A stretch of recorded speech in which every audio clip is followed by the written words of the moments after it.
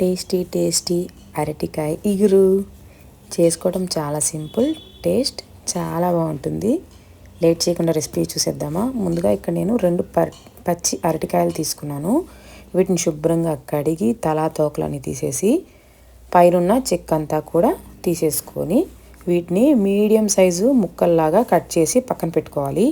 ఇలా కట్ చేసుకున్న అరటికాయ ముక్కలన్నిటినీ ఉప్పు వేసిన వాటర్లో వేయాలి, లేదంటే అరటికాయ ముక్కలు నల్లబడిపోతాయి. అందుకని ఇలాగా ఉప్పు వేసిన వాటర్లో పక్కన పెట్టుకోవాలి. ఇప్పుడు ఒక కడాయి తీసుకొని అందులో 2 టేబుల్ స్పూన్స్ ఆయిల్ వేసుకొని ఆయిల్ వేడెక్కిన తర్వాత ఆవాలు జీలకర్ర వేసుకోవాలి. ఆవాలు జీలకర్ర చిటపటమన్న తర్వాత 2 చీల్చిన పచ్చిమిర్చి, సన్నగా తరిగిన ఉల్లిపాయ, కొంచెం పసుపు ఉప్పు కూడా వేసుకొని ఉల్లిపాయలు గోల్డెన్ బ్రౌన్ కలర్ వచ్చేంత వరకు ఫ్రై చేసుకోవాలి.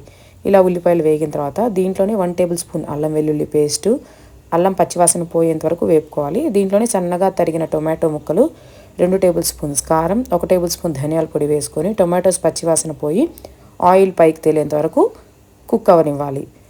ఇలా టమాటాస్ అన్నీ మగ్గిపోయిన తర్వాత కట్ చేసుకున్న అరటికాయ ముక్కలు కూడా వేసుకొని ఒకసారి మొత్తం కలిసేలాగా కలుపుకొని ముక్కలన్నీ మునిగేంత వరకు వాటర్ వేసేసుకోవాలి. ఇలా వాటర్ వేసుకొని ఈ స్టేజ్లోనే కొంచెం ఉప్పు కారం అనేది చెక్ చేసుకొని మూత పెట్టేసి మీడియం టు లో ఫ్లేమ్లో కూర దగ్గర పడేంత వరకు కుక్ చేసుకోవాలి. ఫైనల్లీ కొంచెం కొత్తిమీర చల్లుకొని స్టవ్ ఆఫ్ చేసుకొని వేడిగా సర్వ్ చేసుకుంటే మన అరటికాయ కర్రీ రెడీ. మీరు కూడా ట్రై చేయండి, మీ ఫ్యామిలీకి కూడా షేర్ చేసేయండి.